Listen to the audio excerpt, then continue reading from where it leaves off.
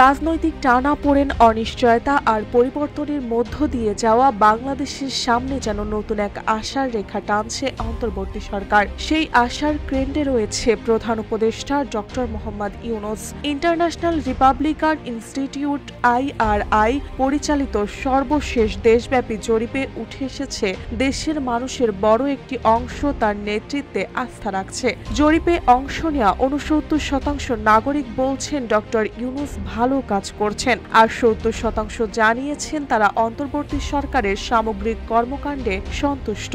সংখ্যাগুলো শুধু পরিসংখ্যান নয়, এগুলো জনগণের ভরসা, প্রত্যাশা আর স্থিতিশীল ভবিষ্যতের আকাঙ্ক্ষার প্রতিচ্ছবি।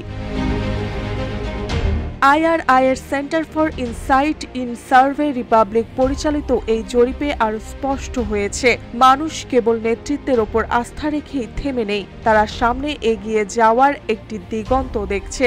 সংস্থাটির এশিয়া প্যাসিফিক অঞ্চলের সিনিয়র পরিচালক জোহান্না কাও বলছেন, ডক্টর ইউনূসের নেতৃত্বে জনগণ অগ্রগতির সম্ভাবনা দেখছে। এই আস্থা আসলে একটি গভীর প্রত্যাশার প্রকাশ।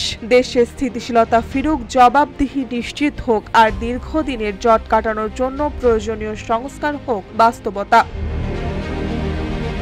একই সঙ্গে জরিপে উঠে এসেছে আসন্ন জাতীয় নির্বাচন ঘিরে ভোটারদের প্রবল আগ্রহের ছবিও। অংশগ্রহণকারীদের 66% জানিয়েছেন তারা ভোট দিতে খুবই আগ্রহী, আর 23% বলছে তারা কিছুটা আগ্রহী। চমকপ্রদ বিষয় হলো 80% মানুষ বিশ্বাস করেন আগামী নির্বাচন অবাধ ও সুষ্ঠু হবে। যে দেশে দীর্ঘদিন ধরে নির্বাচন নিয়ে প্রশ্ন, সন্দেহ আর বিতর্ক ছিল, সেখানে এ ধরনের আস্থার প্রকাশ নিঃসন্দেহে একটি বড় পরিবর্তনের ইঙ্গিত দেয়।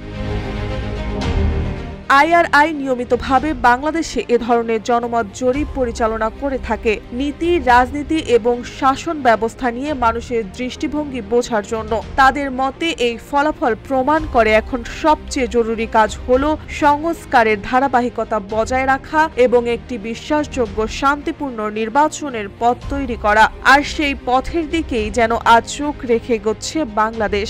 ডক্টর মোহাম্মদ ইউনূস ও তার নেতৃত্বাধীন অন্তর্বর্তী সরকারের ওপর ভরসা রেখে। মার্জিয়া মৌ, রূপালী বাংলাদেশ।